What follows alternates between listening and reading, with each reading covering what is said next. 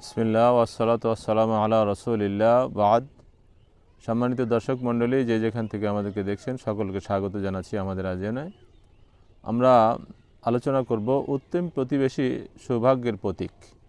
নবী সাল্লাল্লাহু আলাইহি ওয়াসাল্লাম উত্তম প্রতিবেশী সম্পর্কে নানানভাবে আমাদেরকে নসিহত করেছেন এবং প্রতিবেশীর সাথে সদাচরণ, ভালো আচরণ, উত্তম আচরণের কথা অনেক হাদিসের মধ্যে উৎসাহিত করেছেন।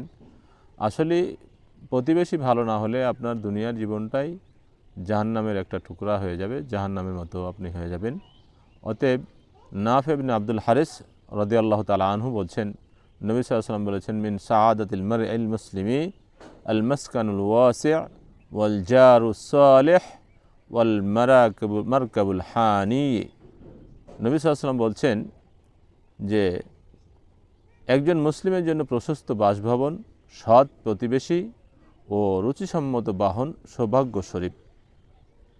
এই হাদিসটি আদাবুল মুফরাদের মধ্যে 457, বাইহাকি শুআবুল ঈমানের 9111 নম্বর, মাজমাউজ জাওয়ায়েদের হাদিস নম্বর 13532 নম্বর, সহিহ তারগিব ওয়াত তারহিব হাদিস নম্বর 1914, 2576 সনদ সহিহ। সম্মানিত দর্শক শ্রোতা, আপনারা তাহলে বুঝতেই পারছেন এই হাদিস থেকে যে প্রতিবেশী, একজন সৎ প্রতিবেশী কত গুরুত্বপূর্ণ। আমরা প্রতিবেশীর সাথে সদাচরণ করব, নিজেরাও করব, অন্যদেরকে সৎ প্রতিবেশীর সাথে সদাচরণ করার জন্য উৎসাহিত করব। আল্লাহ রাব্বুল আলামিন আমাদেরকে যেন তৌফিক দান করেন উল্লেখিত হাদিসের উপর আমল করেন। আসসালামু আলাইকুম ওয়া রাহমাতুল্লাহ।